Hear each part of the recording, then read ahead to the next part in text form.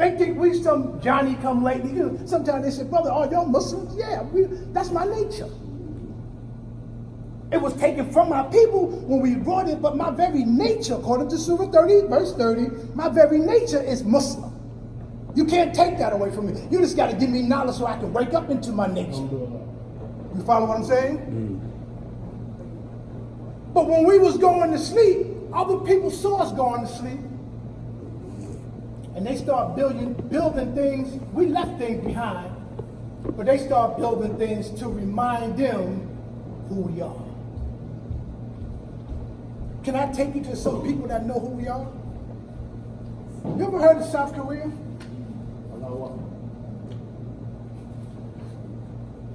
In South Korea,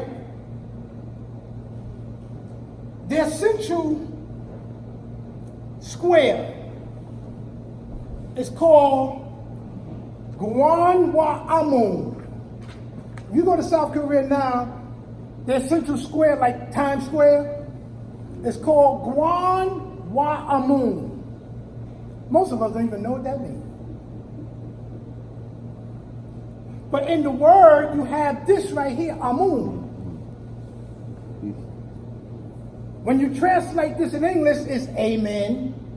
In Arabic, it's Ameen. Yeah. And when we pray, don't we close out in Ameen? What if you ask the average Muslim, what do Ameen mean? Oh, they say trustworthy one, because Prophet Muhammad, his name was Mustafa Alameen, the trustworthy one. But where do that word come from? See, I got to take you now back into time, back before the prophets, when we had a civilization along the bank of the Nile. And I can take you right now to Luxor, the city of thieves, and show you built out of granite 4 men. And one of those men is Amin. And they put Ra on the end. Amin Ra. Who is that? It's a man. There was men around Allah when he was about to create Adam, is that right? Is that right? Have you ever asked anybody who was those men around Allah? We call them angels, but who was they? See, we don't want to get up into that kind of knowledge, but the man that came to us, Mahdi, he brought us that kind of knowledge. Actually, Muslim, I know Allah was talking to Iblis. We hear Iblis, okay, there's an individual having a conversation, but what about them other angels around him? We got that kind of knowledge. Amun is a righteous angel. And the Bible is saying that he came in the beginning of creation. Man, this is an old man. He goes way back before the prophets. People in South Korea know our history, but they ain't telling us. But their central square is named after one of our brothers. I go to China. I go to their central square, which is in Beijing. And what's the name of their central square? Tiananmen Square. Tiananmen. Go to YouTube. You know who Tiananmen is?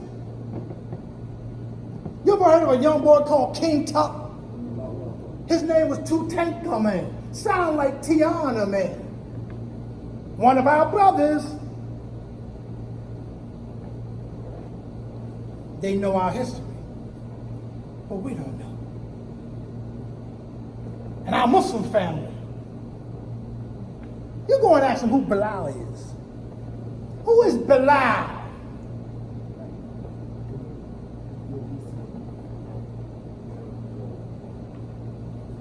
Bilal is the first muezzin. He had one of the most beautiful voice that you could hear. When people heard him call the Adhan, Allahu Akbar, Allahu Akbar, he called it so beautiful, people began to cry.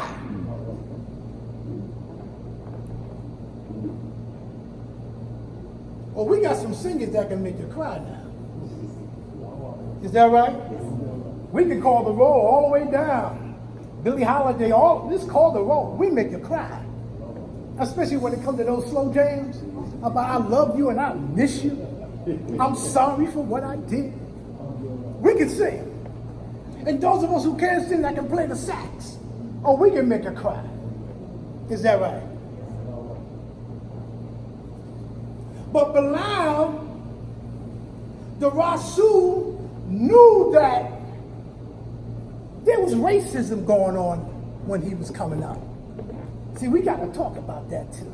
Because black folks caught hell in Mecca. Is that right? Bilal was enslaved to another man who wanted him to denounce Islam. Would put hot boulders on his chest and said, deny Muhammad, deny the prophet. He wouldn't deny because he knew the oneness of God. See, Bilal wasn't ignorant. He was extremely intelligent. But when the Rasul freed him from his slave master, the Rasul told him, get up on the Kaaba, get up on top and call the Adhan. At first there was people who said, well, why you want him to call the Adhan? Because the prophet said, in Islam, there's no superiority over white over black, or black over white. The best of you in the sight of Allah is the one who Allah loves. Is that right? The Rasul was trying to tell us something about our history as a people. And Bilal is a sign of that. Bilal is a sign of us being the ones in the West that will have to call the whole world back to God. Because if you and I can get our lives together, we're good examples of what a Muslim is. I'm telling you, man. Our beloved minister, Honorable Minister Louis Farrakhan, just went to Mecca and made Umrah. Him and 17 other brothers and sisters. And when he was over there, they looked at us like, who are y'all? Where y'all come from? Because somebody knows about who we are and our origin and being a sign for the whole Muslim world. That's why the Rasul said in the latter days, the sun of Islam will rise in the West. We're not talking about that sun 93 million miles away. We're talking about a people who will be a sign of the whole world. That's why we got Kaaba. The Kaaba over there. That's another lecture, family. That's another lecture. Right now, another week, millions of Muslims going to visit the Kaaba. A stone inside of a house with a velvet cloth around it that's known as the kiswa. It's a veil. You know what a veil is? A veil is something that covers something where you can't really understand what's between it. You know, when you put a veil on your eyes, you know, women go to funerals, they put a veil and you really, who's that? You really don't know.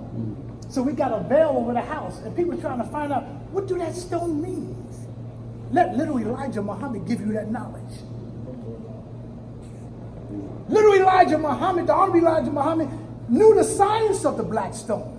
And where today you have millions of Muslims trying to kiss it. And if you're not right and you fall, you might get stomped to death. In Mecca. A stone? What is it about the stone? Because Allah says in this book, the Kaaba is a sign. A sign of what? Of who? Where? There's going to come a time signs going to be fulfilled, family. We're coming to that. Don't sleep on the Muslim in the West. Don't sleep on us. In 2 more years, inshallah, mashallah, the Honorable Minister Louis Farrakhan asked, he wanted to take 10,000 of us back to Mecca. Ooh, can you imagine 10,000 black Muslims coming from America to Mecca? Listen, man, this was never done in the history since the Rasul been gone, may Allah be pleased with him. But we got 10,000. You know why 10,000? Go back and read your hadith on the Rasul about 10,000 coming in the latter days. And when we show up in Mecca, believe me, it's going to be awesome. I want to be there. What about you? Start saving now. And if you don't have no money, start walking next week. And you'll get to Mecca in 2 days. I'll show you how to get there. You just got to go north to Canada, go across the Strait, Byron Strait, come down into Asia, you'll be there in 2 years. What? You think that's crazy? White folks did that. Our native people from India did that. They walked from India all the way through the Bering Straits and came to Canada, North America, South America. That's how they got here. So if you don't got no money,